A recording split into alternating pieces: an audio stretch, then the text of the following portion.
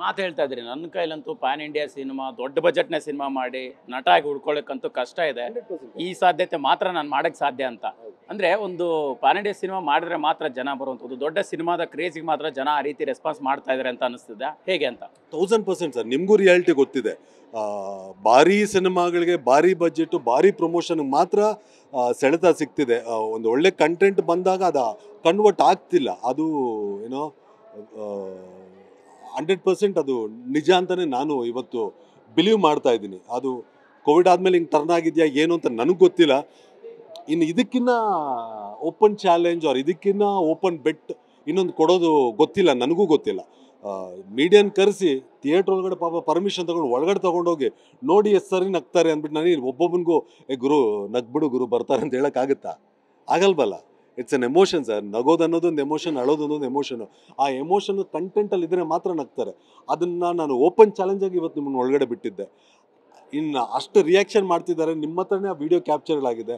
ಇದಕ್ಕೂ ಕನ್ವರ್ಟ್ ಆಗಿಲ್ಲ ಅಂದಾಗ ಗೊತ್ತಿಲ್ಲ ಇನ್ನೇನು ಮಾಡಿದ್ರೆ ಕನ್ವರ್ಟ್ ಆಗ್ತಾರಂತ. I am really confused.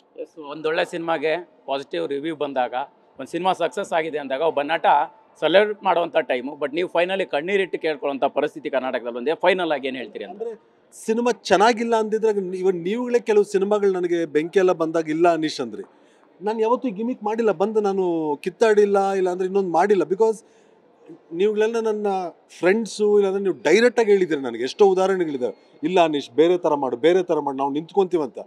ಬೇರೆ ಥರ ಮಾಡಿ ನಿಮಗೂ ಒಪ್ಪಿಸಿ ನಾನು ಈ ಸರಿ ನೀವುಗಳು ನಿಂತ್ಕೊಂಡಿದ್ದಾಗಲೂ ಅದು ಕನ್ವರ್ಟ್ ಆಗಿಲ್ಲ ಅಂದಾಗ ತುಂಬ ನೋವಾಗುತ್ತೆ. ಅದು ಫೈನಲ್ ಸ್ಟೆಪ್ಪು ಏನು ಅಂತ ನಾನು ಹೇಳಿದ್ದೀನಲ್ಲ sir, final step I am really don't know. ಇದನ್ನು ಉಳಿಸ್ಬೇಕು ಸರ್ ಅಷ್ಟೇ. ನನ್ನಿರೋ ಒಂದು ಸ್ಟೆಪ್ಪು, ಒಂದು ಮಾತು, ಇದನ್ನು ಉಳಿಸ್ಬೇಕು. ಇದಾಗದೇ ಇರೋ ಪಕ್ಷಕ್ಕೆ ನೋ ವರ್ಡ್ಸ್ ಅಷ್ಟೇ.